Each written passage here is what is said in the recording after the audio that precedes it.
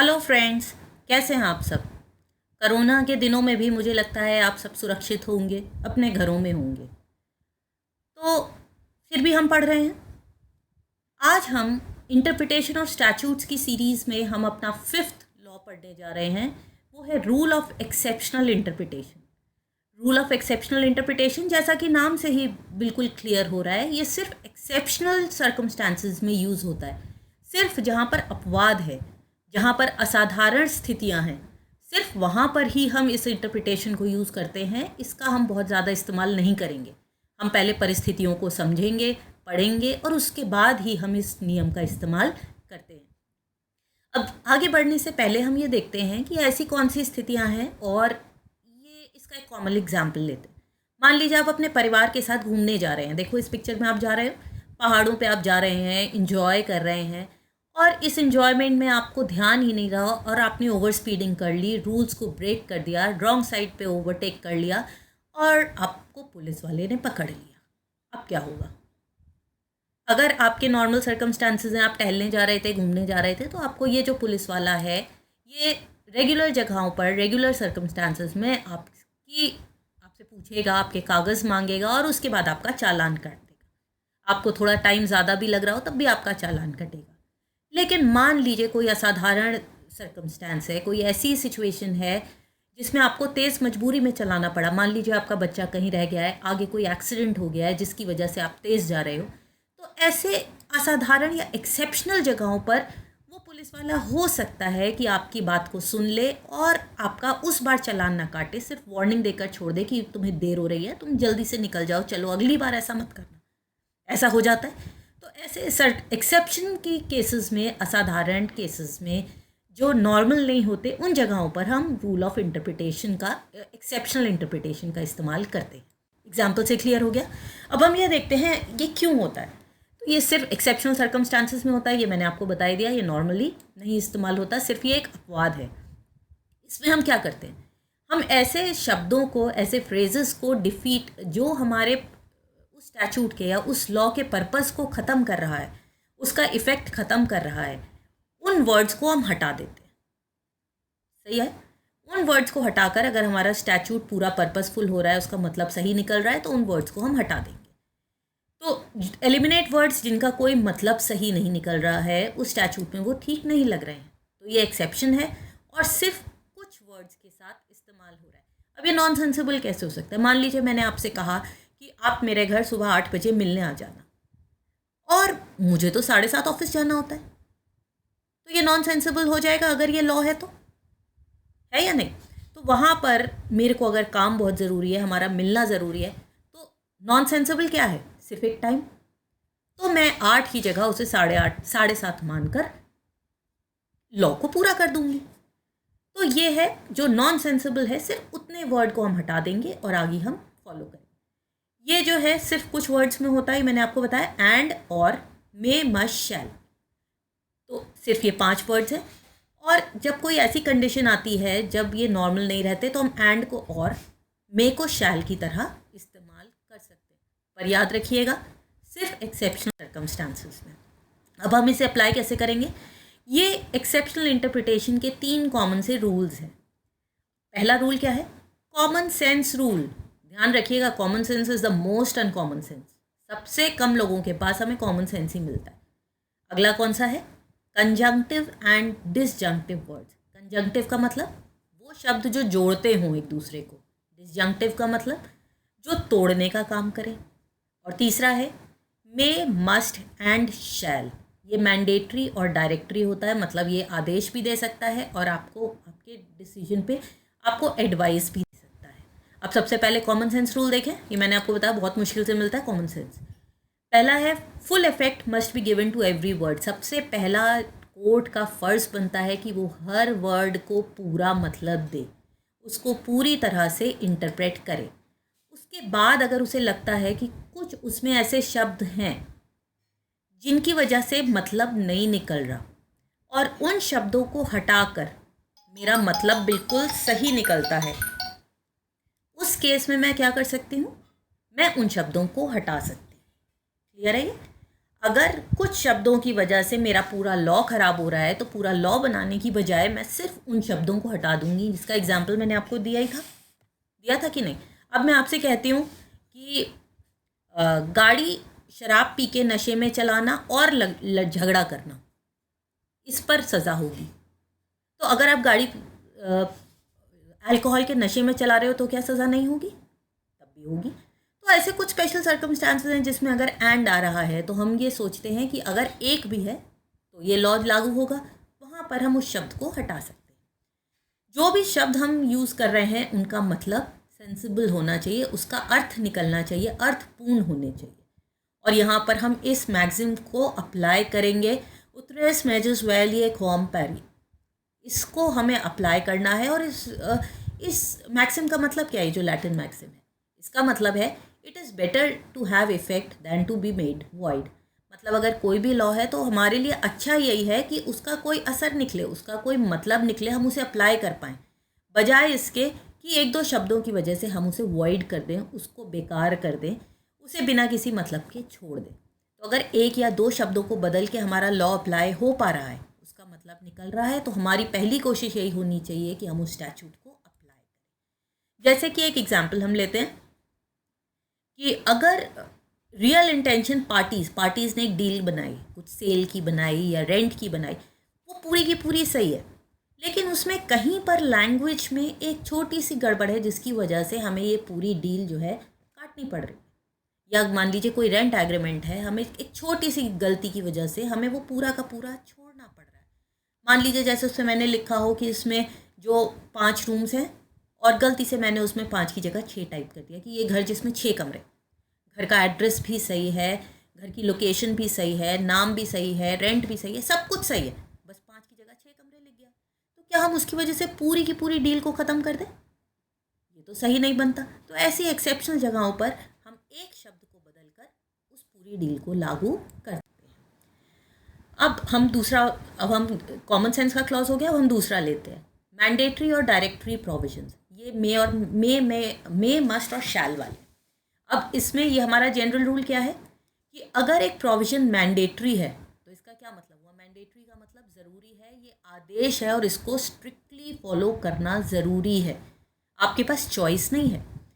दूसरा क्या है? अगर कोई प्रोविजन डायरेक्टरी है, मतलब डायरेक्शन है, आपको एडवाइस किया जा रहा है, आपको सुझाव दिया जा रहा है, तो इसको आपको लागू तो करना है, लेकिन आप इसको पूरी तरह से स्टडी करके अपने दिमाग को अप्लाई करके जितना लागू हो सकता है उतना लागू करें। पूरी तरह से बिल्कुल स्ट्रिक्ट लागू करना ज़रूरी नहीं है। ये जनरल रूल है। में जो है ये हम मानते हैं कि ये डायरेक्टरी है, ये हमें एक सुझाव दे रहा है, हमें ये गाइड कर रहा है। लेकिन शैल जो है वो मैंडेटरी है, ये एक आदेश है, इसे हमें फॉलो करना ही है, हमारे पास कोई चॉइस नहीं है। लेकिन एक्सेप्शनल कंडीशंस में कोई स्पेशल आ गई, असाधारण कंडीशन आ जाए, तो मे जो है वो शैल के बराबर हम मान लेते हैं। ये लेकिन हर जगह नहीं होगा, ये सिर्फ आपको 4 कंडीशंस दिए हैं, इसमें मान लिया हमने। जैसे कई बार जो है ऑब्लिगेशन में हम किसी दूसरे के एहसान में कह देते हैं, या फिर कोई पॉजिटिव बेनिफिट, अगर जनरल क्लास के लिए कोई रूल आ रहा है, जैसे आजकल ही आप देख लो गवर्नमेंट जो है एक एडवाइजरी दे रही है एयरलाइंस को कि आप रिफ़ंड कर दो, ये एक एडवाइजरी है, यहाँ पर हम मे का इस्तेमाल करते हैं। दूसरा क्या है? Remedy advanced and mischief suppressed. मान लो हम कोई स्टैट्यूट पढ़ रहे हैं और उसमें जो हमारा मिस्चिफ था, मिस्चिफ रूल याद करो, उसमें जो हमारी कमी थी, जो पहले रूल बना था उसमें जो कमी थी उसको तो हमने दबा दिया, ठीक है, और हमने जो एक नई रेसिपी पूरी की पूरी बना के दे दी, तो ये तो नहीं हो सकता। अगर हमने मे की वजह से जो मिस्चिफ था, जो उसमें कमी थी, जो उसमें हमें मेन परेशानी थी उस लॉ में, अगर हमने उसी को दबा दिया तो उस जगह पर हम मे की जगह शैल को समझ लेंगे। और आखिरी क्या है? अगर मे से हमारे पूरे ऑब्जेक्ट, जो हमारा स्टैट्यूट है, जो हमारा लॉ बना हुआ है, जो नियम बना हुआ है, अगर वो पूरी तरह से डिफीट हो रहा है, ख़त्म हो रहा है, हार रहा है, तो हम मे को शैल की जगह इस्तेमाल कर लेंगे। लेकिन उल्टा भी है, कई बार शैल की जगह मे भी इस्तेमाल होता है। क्यों होता है? अगर शैल की वजह से कोई एब्सर्ड या इनकन्वीनियंट या कोई ऐसा नतीजा निकल के आ रहा है जो बेसिर पैर का है, जो मतलब ही नहीं दे रहा है, जिसका कोई सेंस नहीं है, तो ऐसी जगहों पर हम शैल की जगह मे का इस्तेमाल करेंगे। जो हमारे स्टैचूट, यहाँ भी ऊपर भी हमने किया था, अगर हमारे स्टैचूट का पर्पज़ या इंटेंशन पूरा नहीं हो रहा, जिस वजह से हम स्टैचूट लेकर आए वो पूरा नहीं हो रहा, तब भी। या फिर गवर्नमेंट के केस में, मान लीजिए गवर्नमेंट के केस में उनका कोई एक्शन है जहाँ पर हमने गवर्नमेंट के लिए शैल लिखा है, तो वो मे के बराबर। हम गवर्नमेंट को फोर्स नहीं कर सकते, हम गवर्नमेंट को एडवाइस कर सकते हैं।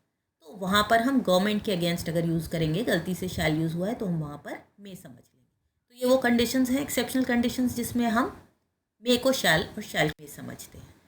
अब हम आते हैं कंजंक्टिव और डिसजंक्टिव रूल। कंजंक्टिव का मतलब, कंजंक्शंस तो सुना ही होगा, दो चीज़ों को जोड़ने वाला। डिसजंक्टिव का मतलब दो चीज़ों को तोड़ने वाला। तो इसमें कौन से रूल्स हैं? ज़्यादातर जनरल जो हमारा रूल है उसमें एंड जो कंजंक्टिव होता है, मतलब ये सब चीज़ों को जोड़ लेता है। अगर मैं आपसे कहूँ कि मेरे घर में एसी भी है और टीवी है और पंखा है और बेड है, तो इसका क्या मतलब है? सारी चीज़ें इंक्लूडेड है।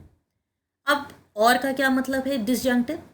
कि आपके कमरे में या तो एसी है या कूलर है, दोनों में से एक ही हो सकता है ना, या तो एसी लगा है या कूलर लगा है। ये हो गया और या डिसजंक्टिव। एक्सेप्शनल कंडीशंस में हम क्या करते हैं, कई बार और को एंड समझ लेते हैं और एंड को और। ये मैंने आपको एक ड्रंकन ड्राइविंग वाला केस पहले बताया था कि आप पी के चला रहे हैं। इसका एक एग्जांपल और मैं दे देती हूँ। मान लो कि आपको डॉक्टर ने कहा है कि रात में आप जो है, आपका गला बहुत ख़राब है, दवा खा लेना और गर्म पानी पी लेना, ठीक है। या फिर उसने ये कहा है कि आप दवा खा लेना या गर्म पानी पी लेना, गला ही तो ख़राब है, आप या तो दवा खा लो या गर्म पानी पी लो। अब मान लो आपने दोनों पी लिए, तो क्या ये लीगल नहीं रहेगा? ये कोई गुनाह हो गया क्या? तो अगर ऐसे सर्कमस्टांसेस हैं तो हम और को एंड भी मान सकते हैं। अब ये गलतियाँ क्यों हो जाती हैं? कई बार ड्राफ्टिंग में भी हो जाता है कि एंड जो है कंजंक्टिव है, तो इसका क्या मतलब है कि जो दो चॉइसेस दी हैं वो दोनों होनी चाहिए। और जो है डिसजंक्टिव है, मतलब दो या चार जितनी भी चीज़ें हैं उनमें से कोई एक होनी चाहिए। अब जैसे मेरे को अगर घर आना है तो या तो मैं गाड़ी से आऊँगी या मोटरसाइकिल से आऊँगी। हम दोनों फ्रेंड्स आ रहे हैं, हम गाड़ी और मोटरसाइकिल दोनों लेकर आ रहे हैं। ये है एंड और में फ़र्क। में जो है ये हमने डिस्कस कर ही लिया, ये डायरेक्टरी होता है ज़्यादातर, लेकिन कभी कभी मैंडेटरी भी हो सकता है। अब हम इसे ज़्यादातर डायरेक्टरी यूज़ करते हैं, लेकिन कई बार कर्टसी में, दूसरे के लिहाज में, मान लीजिए मैं अपने बॉस को लिख रही हूँ, है तो अर्जेंट, कंपलसरी भी है, लेकिन मैं उसे फोर्स नहीं कर सकती, तो मैं मे का इस्तेमाल कर लेती हूँ। मस्ट जो है वो मैंडेटरी है, शैल भी मैंडेटरी है। अगर पेनाल्टी है, मान लीजिए आईपीसी हमने पढ़ लिया, अगर किसी को सज़ा होनी है तो यहाँ पर क्या आएगा? मस्ट आएगा। क्लियर है ये? अब हम कुछ केसेस देख लेते हैं। यहाँ पर पहला केस है एसी अग्रवाल, मेरे ख्याल से इससे आपको क्लियर हो जाएगा। ये और एआईआर का केस है, 1968 का केस है।